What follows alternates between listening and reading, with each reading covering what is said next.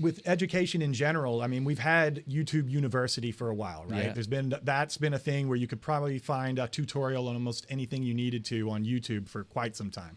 But AI allows you to have a personalized tutor that understands your learning style, understands where you are in your progress, and can tailor individual sessions for you. I mean, that I knew nothing about putting up a website 4 months ago, but I have a live bluecapai.com now. It's using ChatGPT Sites Builder to make some really awesome interactive sections. And there's even a page on there that houses all the research that kind of backs up my method that I was talking about, and runs an automated search once per month to see if any subsequent reports have come out that, you know, from the same organization, and keeps it all nice and organized with drop-down menus and stuff. I knew nothing about how to put that together. And AI has been able to teach me basically how to be somewhat of a web developer. Yeah. So I want to go back to the whole guardrail subject matter. And when you talked about hacking, and that's the one thing that worries me the most.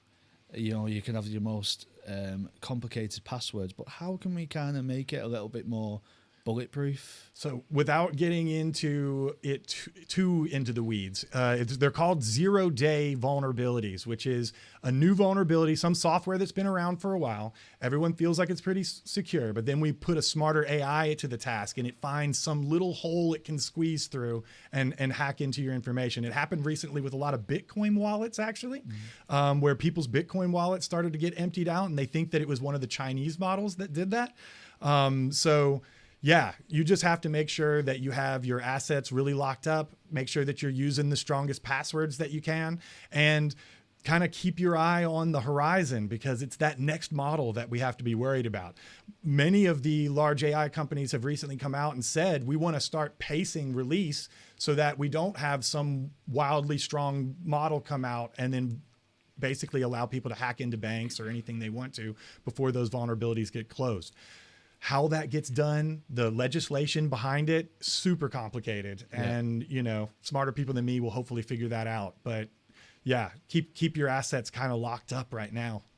It is that time, isn't it? And I think that's what everybody's worried about the most. Like, but you're always going to have that, though, aren't you? No matter what, it's never going to go away. Do you know what I mean? Because everything's going to get smarter. You know, when you think of, you know, there's more chance of you getting hacked than getting burgled these days, isn't there? Do you know what I mean? So it's always something that you're going to have to contend with, isn't it? And let me clarify, you should never give passwords, PIN numbers, anything, your personal identifiers to your AI assistant, but you can tell it, hey, I have these types of accounts. What should I do to make sure they're as secure as possible? I mean, use the AI to combat the AI hacker. Yeah, like use it for like privacy security, so to speak. Yeah, I think the only thing I've given my chat GPT is my LinkedIn profile.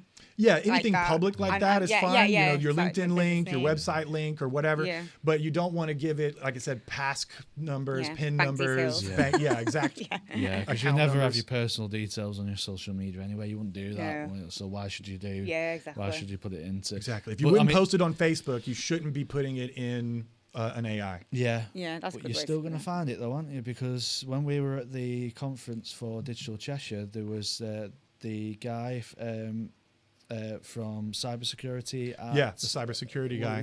He was an ex-copper, wasn't he? And is that right? I can't remember his name right off the top of my head, but yeah. But he was talking about an accountancy, putting the numbers into, putting accounts into ChatGPT and asking them to sort it for the client. And that is the thing that's happening with a lot of businesses is their adoption of AI is outpacing their ability to use it. So you need to have the training, put the guardrails on first before you release AI to your people and just say experiment. Because a lot of people will misunderstand that, you know, I can't just put the whole PDF in there with all of the company details, right? And it's really the company's fault for not providing that type of training, which is what at Blue Cap AI we're moving into doing, obviously. We're helping businesses to prepare for that by setting up small pilots that are in a safe, controlled environment.